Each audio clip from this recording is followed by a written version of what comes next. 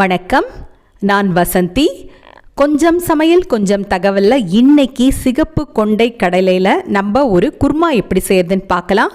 கொண்டை கடலையை இரவு நேரமே நல்லா கழுவிட்டு தண்ணியில் நம்ம ஊற வைக்கணும். காலையில் நம்ம ஒரு அழுத்த கொள்கலனில் நம்ம போட்டு இதை வேக வைக்கணும். அந்த தண்ணியை நம்ம கீழே ஊற்ற வேண்டாம். இரவு நேரம் நல்லா கழுவிட்டு சோறு வடிகட்டுறோம் இல்லையா, அந்த தட்டில் மூடி வச்சிட்டோம்னா அது எந்த வாசனையும் வராமல் இருக்கும். கல்லுப்பு சேர்த்தாச்சு, தண்ணி தாராளமாக சேர்த்துக்கலாம். ஏன்னா கொண்டை கடலை வேகிறதுக்கு கொஞ்சம் நேரம் எடுக்கும். அழுத்த கொள்கலனில் போட்டு நல்லா 8லிருந்து 10 ஊதல் வரணும். மிதமான தீயில வைங்க. அதுக்கப்புறமா ஒரு 5 நிமிடம் இளந்தீயில வச்சு வேக விடுங்க. அப்போ தான் அது நல்லா வெந்து வரும். எப்போவுமே இந்த கொட்டை வகைகள் நல்லா வேகணும், இல்லைனா நமக்கு இந்த வயிற்று வலி எடுக்கும், செரிமான கோளாறு உருவாகும். பாருங்கள், இப்போ நசுக்கி பார்த்தா நல்லா வெந்திருக்கு. இப்போ இதை நம்ம ஒரு குருமா தயார் பண்ணுறதுக்கு ஒரு அலுமினிய பாத்திரத்தில் மாற்றிக்கலாம்.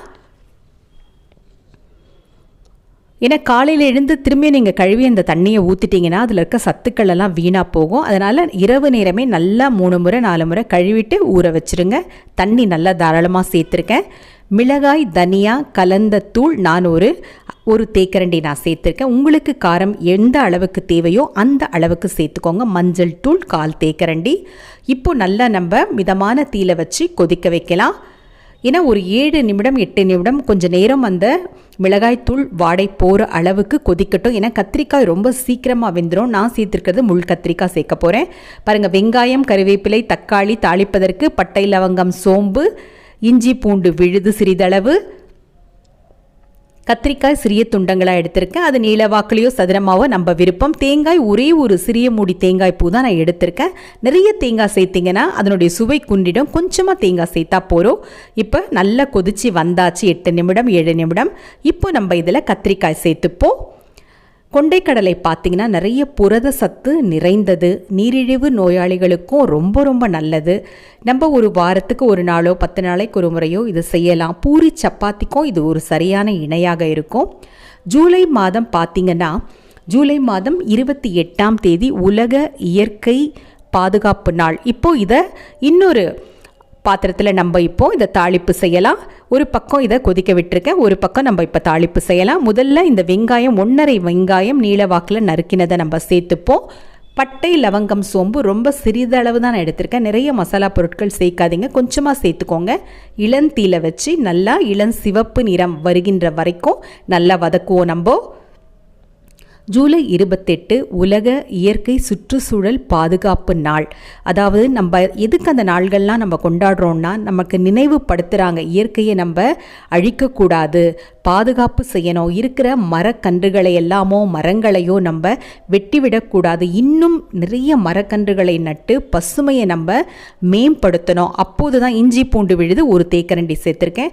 அப்பொழுது தான் நம்ம அடுத்த தலைமுறையினர் நல்ல சுத்தமான காற்று சுவாசிக்க முடியும், தண்ணீர் பஞ்சம் இல்லாமல் வாழ முடியும்.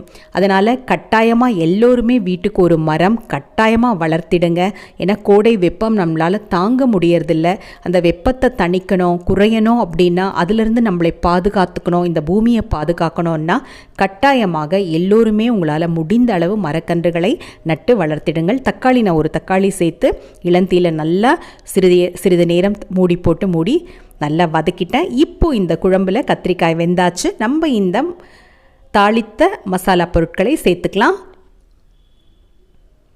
சேர்த்து நல்லா ஒரு 3 நிமிடம் கொஞ்சம் கொதிக்க வைங்க. கொஞ்சம் வேகட்டும், அந்த காரத்தில் அது கொஞ்சம் வேகட்டும். எதையுமே வீணாக்காதீங்க. பாத்திரத்தில் இருக்கிறது எல்லாமே நல்லா அதில் ஒன்றா சேர்த்து போடுங்க, வழித்து போடுங்க. அதில் ஒன்றும் தப்பு கிடையாது. நல்லா கொதித்து ஒரு 3 நிமிடம் கொதித்த பிறகு உப்பு சரியாக இருக்கான்னு பார்த்துக்கோங்க. தேங்காய் நம்ம அரைச்சிட்டோம், நம்ம துருவி வச்சுருந்தோம் இல்லையா, அந்த தேங்காயை நல்லா நம்ம மிருதுவாக அரைச்சிருக்கோம். அதை நம்ம இப்போ சேர்த்துக்கலாம். மறக்காமல் என்னுடைய காணொளியை பதிவு பண்ணுங்கள். பக்கத்தில் இருக்க மணி மீது அழுத்துங்கள். எப்போவுமே குருமாலாம் தண்ணியாக இருக்கக்கூடாது, கொஞ்சம் அடர்த்தியாக இருக்கணும். அப்போ தான் நல்லா இருக்கும். சோறுக்கு நம்ம கொஞ்சம் நெய் சேர்த்து சாப்பிட்டா கூட ரொம்ப ரொம்ப சுவையாக இருக்கும். கொஞ்சமாக தண்ணி அலசி ஊற்றுங்க. தேங்காய் சேர்த்த பிறகு எப்பவும் சொல்கிற மாதிரி தான் ஒரே ஒரு கொதி வந்தால் போகிறோம். கொத்தமல்லி தழைகள் சேர்த்தாச்சு. குருமா தயாராகிடுச்சு. கண்டிப்பாக செஞ்சு பாருங்கள். மீண்டும் சந்திப்போம். நன்றி, வணக்கம்.